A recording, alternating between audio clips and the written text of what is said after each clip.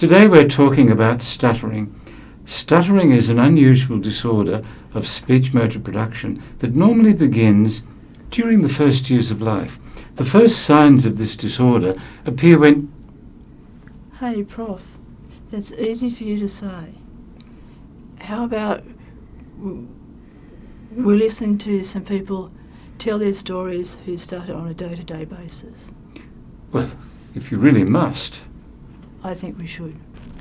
I think your name is part of your identity, and if you label yourself as a stutterer, then my name, like Michael, is a stutterer. So that name becomes very hard.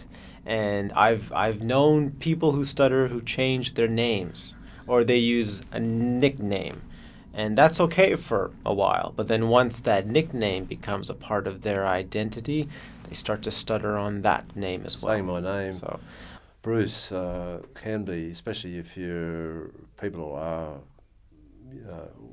waiting, like in a introduction situation, and there's other people there that also want to say their names, and you can't get it out. Well, you get comments sometimes like, have you forgotten your name? Or had to think about that, didn't you?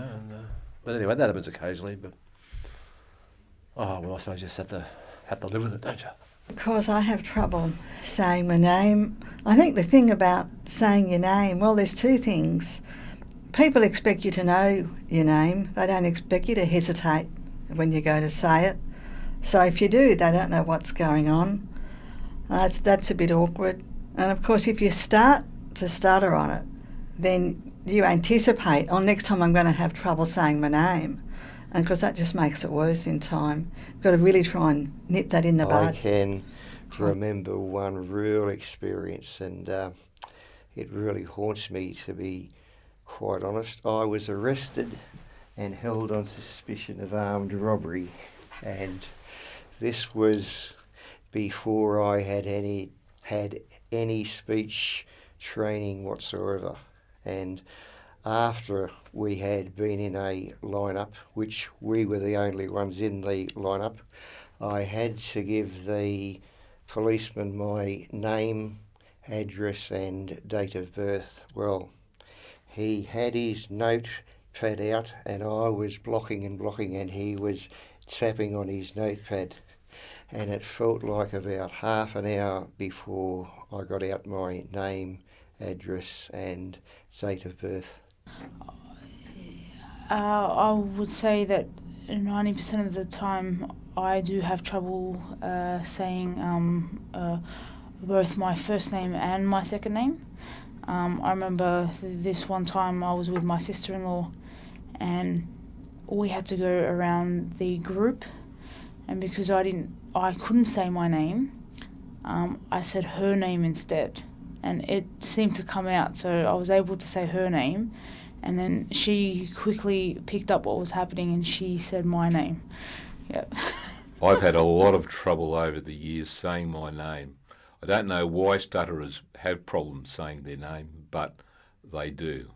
I guess one could change their name if they wanted to, but I don't think it's really going to solve the problem. I haven't ever had any trouble saying my name, but my name begins with an H, and I've never ever stuttered on an H in my entire life, so that's the reason. So in that regard, I'm just plain lucky. It's a real pain trying to say your name. I used to try and say, my name is Peter, and put a filler in at the start. If I could do that, I could often get it out, but often on the phone they just ask for your surname, and trying to get it out, and I always say my Christian name first, and it's I just want your surname, I don't want your first name. That's what I say. Tough. Yes, I did very early on when I was younger, but over the years I guess I got more confident with it, and I really don't have much trouble at all now. It's fine. I've always had a problem. I can often say the Howard because it's a H, but at high school, my mate sat beside me, had a very deep voice, and when And when we joined a new class, there was 40 odd in our class, it would get done and he'd say my name. And then the deep voice, everyone would look at him. That's not how it's done. Saying my name has always been a massive problem for me.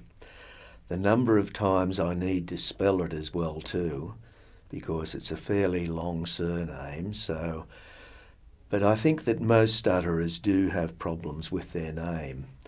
I'm sure that just about every stutterer has given serious consideration to changing their name, which would work very, very well, I'm sure, for about a month or two.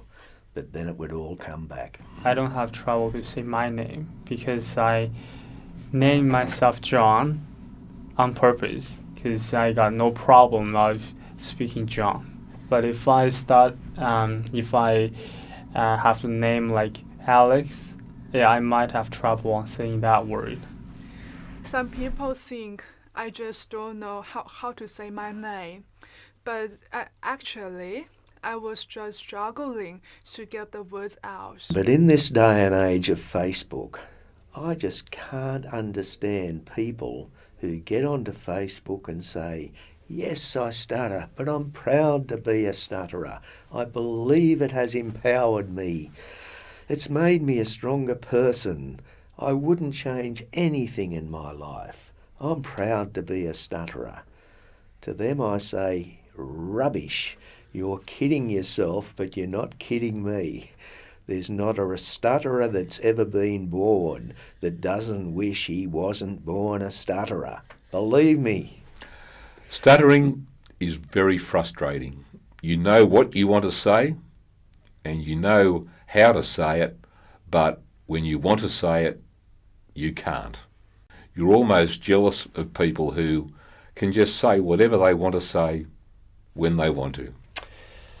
It is a pain in the butt for the person trying to speak, and it is probably a pain in the butt also for the person trying to understand what you're saying. So maybe that's about it.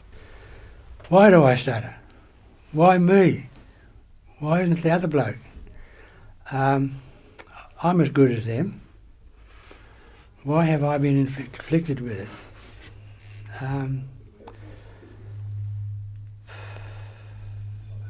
It's such a pain. I would say what really annoys me is my inability to, I suppose, properly communicate like others can communicate, and it makes me feel slightly inadequate at times. But I think at the end of the day, it's important to realize that while stuttering is a barrier to communication, it isn't too big of a barrier, and that I can communicate well, even with a stutter. I think blocking is the worst when you go up to someone and you try and either get your name out or say something and you're blocking all the time. It's embarrassing at the time. Someone said just get over it and move on, but it's not trying to speak, not being able to speak fluently all the time. That really cheeses me off. That other people don't have to think about. Other people just say what they want to say. That'd be nice. I've always wanted to tell good jokes, and unfortunately, when I get to the punchline, I usually go to pieces and stutter. So, yes. And then the other frustrating thing is if you are having a not so good day and you just run out of breath. It's a physical thing. It's quite tiring. There, I should have taken a breath in, you know.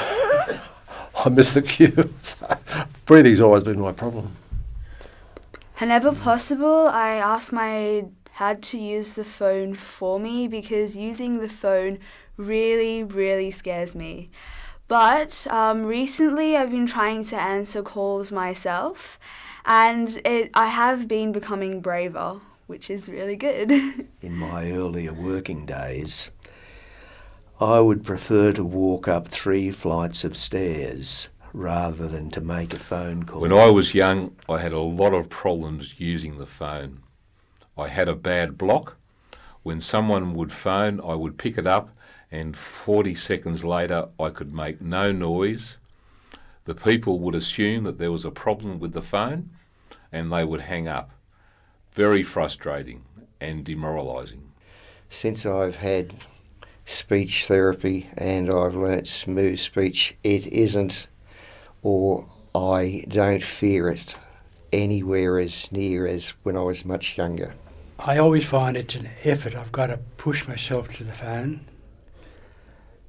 But the funny thing, I never have trouble talking to Telstra because they're so impossible. And when I project my voice and raise my voice, I'm right.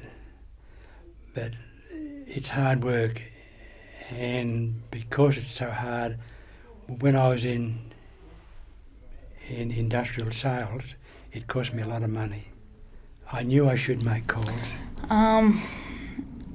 The phone is quite hard. I notice when I start using the phone,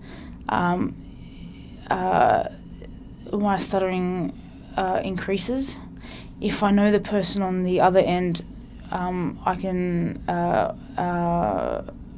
eliminate it. But 9 times out of 10, because they can't see me, people don't know if I'm still there. The phone is definitely harder for someone like myself. When I'm having a bad day and I block or I stutter, the person on the other end of the line doesn't know that I'm stuttering or I'm having a block. So to them, it may come across as I'm not paying attention to them or I'm not answering their question. Oh, over the years I've seen various responses to my stuttering where people would laugh, people would avoid eye contact, things like that, or they would smile. But everyone reacts to it in a slightly different way. It is something I've just got used to over the years. I guess the thing that happens most now is that if I stutter, people assume I'm anxious, shy, and may start to talk to me as if I'm a very small child. And that's not appropriate. I can understand why they do it. They're trying to be helpful. They're trying to put you at ease, I suppose. But it's a bit condescending. So, yeah, I don't like it. I think when I'm actually stuttering, I feel as if people are responding inappropriately sometimes. But when I stand back and objectively assess the situation, most people don't really care that much. So I think it's important not to take things too personally. Yeah, I don't think people do it intentionally. I suspect that they get very embarrassed at times when you block and they look at their feet and all this sort of thing. But no, I think it's more a case of embarrassment rather than something to upset you, perhaps. Or occasionally, particularly if you get a block and perhaps you have a facial, like spasm, where they think, oh God, this guy's having a fit, and they say, what's wrong with this guy? They just, you can tell by perhaps the look of puzzlement in their eyes or a comment. So that can happen on the odd occasion. Yes, society still doesn't understand stuttering as much. So, for example, when I was trying to introduce myself, I couldn't say my name, and the person on the receiving end, instead of waiting, turned around and said, have you forgotten your name? Now, in their eyes, they must have just been joking around, but for a stutterer to hear that all the time, it's not an it's not a good feeling. Often you see people in the background, you know, if you block, they all look at you. But probably the person I'm talking to, you know, they might look down and look away, and while you're having your episode of trying to get whatever you're trying to get out, and it's a... At school I had a few boys used to mimic me. I could have killed them, but most people are embarrassed, and I find they look away. They generally look on the ground or at my shoes or somewhere down there. But it is very unnerving and frustrating. I was in a shop a couple of years ago, and the sales rep asked me for my name. I tried to get it out, but I was having problems. He asked me on the spur of the moment, which I think is even a bit more difficult sometimes. I couldn't say my name. He said to me, "Don't you know your own name?" And I was really affected by that. There was a time when I tried to talk to a friend, and actually that's one of my new friends. So I started, and she laughed, and I don't know what to say and how to continue my speaking, and I want to get back on right track and not stuttering, but I just couldn't control myself, and I stuttered again, and she just laughed, but I don't know what to say to her, so I just find an excuse and leave. My experience is I've had people not want to talk about it. It becomes the elephant in the room. Or they try to do things to make it as easy for you, so answering your questions or finishing your sentences, and that becomes a bit offensive in itself. Mocking laughter, I mean, you know, I had that when I was a kid, but not so much in my adulthood. I get angry when I just can't get the words out, and I try my technique, I try smooth speech, I try lowering my speed, my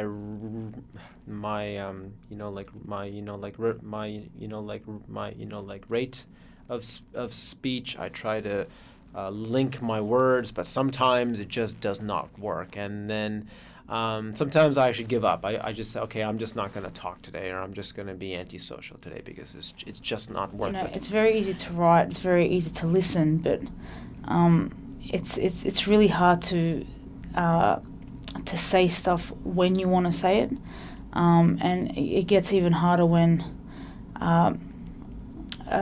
sort of people just don't actually wait for you, and I think that's really hard. Yeah. At work, it can be very difficult, and I think, in my experience, that's about time pressure.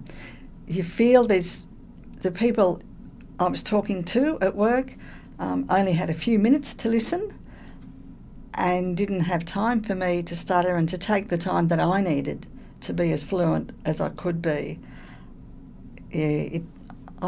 I think it's about the time pressure, and the other situation is an open plan sort of office when you're on your phone trying to have a conversation and you know other people can hear what you're saying. That's just so much pressure. No, I had a very good boss, fortunately. I was very lucky there. And the initial job I had when I first left school didn't involve much communication with people. I was in a laboratory analysing steel, and there was a little scope there for interaction with bits of steel. So the work situation for me was always very bad. I'm quite sure that I missed out on many promotions over my life, and in fact I was told so. And I have lots of experience on failed interviews. And one time I have a phone interview, and they scheduled a time for me to ring me up, and I know what day and what time they will ring me. So before that day, I brought a bottle of wine, and I drink it maybe half of the bottle of wine because I want to calm myself down. So I got myself well prepared, at least I thought. And then I waited to them to call me, and they called me on time, and I stuttered like a hell, and I just could not speak a single sentence. So yeah, so they stopped the interview in the middle of our conversation, and I asked them, "Can we do it again?" And they said, "Do you really want to do it?" And I said, "Yes." And they said, "Okay." But then they hung up and they never called me back. Having a boss that understands that you stutter but is still very dominant, and in the workforce everything's fast, paced, that they don't sort of give you time to talk. Well, I'm a speech pathologist who stutters, so I actually treat children and adults that have communication, like disorders.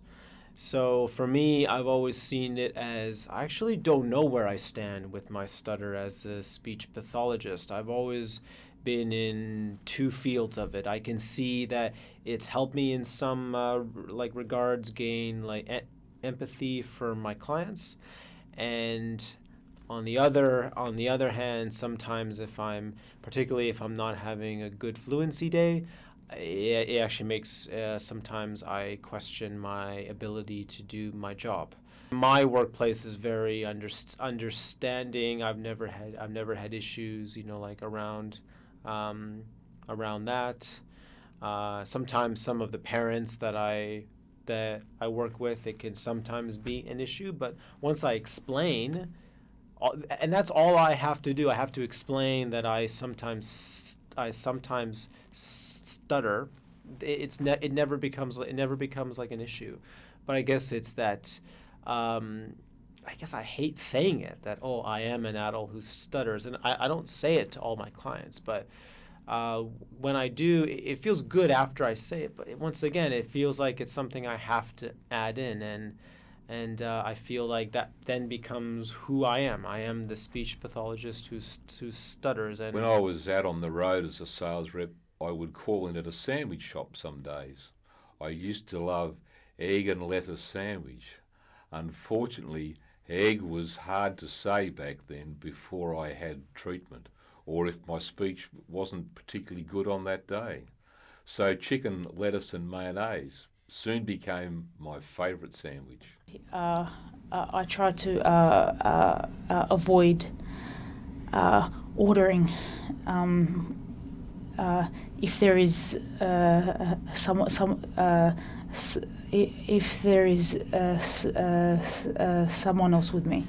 Although I find it difficult to say the word concession, I have never avoided saying the words because I know that I'm entitled to a cheaper ticket. So why do I not say it? Even ordering food over the phone, that seems to be all right. But when I order delivery and I have to give my address, I don't know why that's the issue. When I have to give my address, because you can't say your address. I can't substitute a 2 for a 5, or a 4 for a 7. So when it comes to that, when it comes to something that you have to say in a very particular way, that's what I find hard. So I don't do delivery. I remember one teacher in Year 10 turned around to my mum and said it would be easier if she left because A, she stutters, and B, no employer would actually hire her on her stutter. So I actually went from one extreme to another extreme. So a lot of my teachers couldn't understand it, and so that's why school was hard. I would say the only trouble I had at school was during was asking questions in class and reading out in front of the class. and occasionally speeches. But I do remember one of the last speeches I did in school was actually one of my best speeches ever, and it was actually after my Smooth Speech intensive course. And I think for the first time in years, people actually complimented me on my speech and the rate of speed I was at, and said it was perfect. I went to two different schools. One school, I had a very enlightened teacher who, in fact, got me up in front of the class and even put me into a play, which was about a stuttering beggar. So I was obviously the star part for that one. But otherwise, no, I did have trouble being bullied and people mimicking me. And school was that place of torture, anxiety, and definitely somewhere to get away from. It's a place where they tried to make you read out aloud. Now, they tried to make me read out aloud for probably 5 years. They never succeeded yet, but it didn't stop them from daily trying to get me to read out aloud. I had to get out of there at the earliest possible situation, and I did. We were reading Shakespeare one day, I think A Midsummer Night's Dream, and she had this thing where she would start at one student, they would read out a few stanzas, then the next student would read out a few stanzas, and I could just tell immediately I was going to be number 22 there in the line. I couldn't think of anything else. And that moment of dread when it was my turn, and I hated that. I just hated that. One time I was supposed to recite a poem, and I think that we all had to learn. And I got up and I had a block, and he said, "Well, you haven't learned it. Come and see me at lunchtime." Well, I go back lunchtime and try again. I thought that was a bit unfair because I had learnt the poem. A problem, I very rarely put my hand up to answer a question because I didn't want to make a fool of myself. But the teachers generally understood me, and I made good friends with a lot of my teachers. Avoidance is definitely an art, but it's an art that stutterers have to learn. And of course, I've had well over 50 years of avoidance techniques. I know every avoidance technique there is to man. Yes, all the little ahs and ums, the filler sounds, the filler words, the little well, yes, all the little lead-ins just to get you going. That's really a part of the art of stuttering, yes. Well, when you're younger, you practice a lot of word avoidance, a lot of people avoidance, situation avoidance. No, I don't think I'd avoid people. Some words where there's perhaps W, L, heart consonant sometimes. I try and perhaps think of alternatives to those at times. Yeah. I don't avoid doing a particular activity just because I stutter. But there are times and circumstances where I try to substitute the words. I definitely have learned an alternate vocabulary. I am a bit of a thesaurus. I know a synonym for every word that I can think of. So if I'm having difficulty saying it, I can immediately come up with another word that I can substitute in for it. I get so frustrated and cranky because I feel that I'm not as good as the other people who don't have a speech impediment, and I think, why me? Why me? Why me? I think anxiety makes my stuttering a lot worse, in that over focus on my anxiety, and that's all I can think about. And I really focus on trying not to stutter. And ironically, because of that intense focus, I actually stutter. But what makes it better is when I try not to focus so hard on my anxiety, and I just accept my anxiety, and I actually focus on using my smooth speech to speak more clearly and fluently, and that helps. Mine, I think, is mainly a function of my mental attitude. If I'm feeling good about myself and confident, I'll be a lot more fluent than otherwise. The anxiety levels, I believe, have a lot to do with my stuttering, particularly breathing and that kind of thing. I find really smooth speech is what makes my stuttering better. Also, I find if I breathe really slowly and try and speak more slowly, I become more fluent. Well, the treatment system now for stuttering is certainly far, far better than it ever was. And that's really the only thing that does make it better. You really need to learn a speech technique. I've learnt smooth speech technique. I started with my first 3-week intensive course back in 1971, did another one in 1977, and then did another one in 1991. But you really have to practice hard. You have to really put in the effort. Going along to Speak Easy, best thing that happened to me, I think, in a lot of ways. Meeting other people who stutter, being able to talk to them about everyday problems that arise, just knowing that there are a lot of intelligent, capable people out there who stutter. It doesn't mean I'm stupid and anxious and, that's really encouraging and reassuring. And having a place to practice technique, having always people available where you can get yourself back on track when you need to. Going to Speak Easy, the maintenance days, and trying to speak slowly all the time, it helps my speech. I think if I slow down and breathe a bit more, I can put in a technique you can click in and I can speak fairly well. I can't pin it down to any particular cause which would make it better on some days and not on others. It's just you have some good days and some not so good days.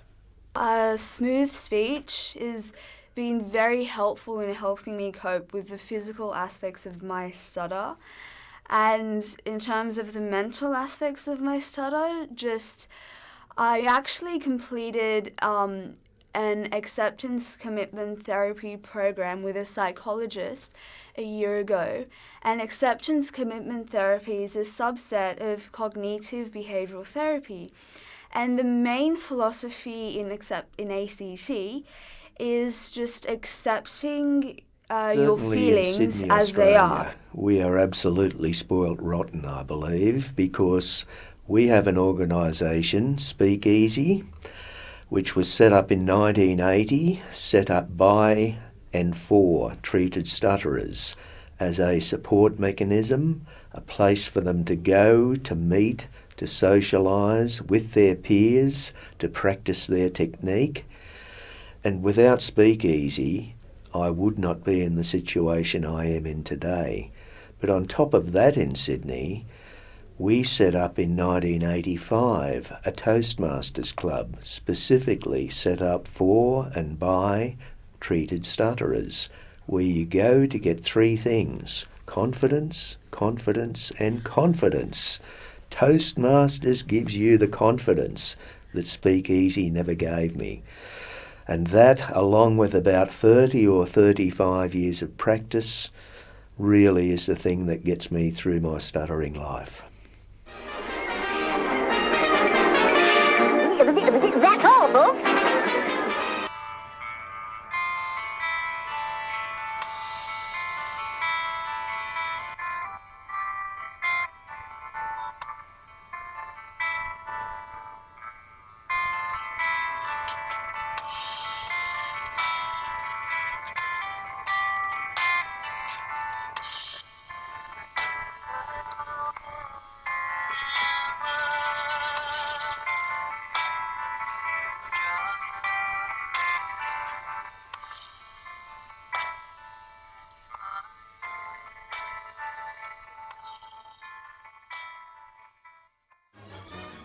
Nice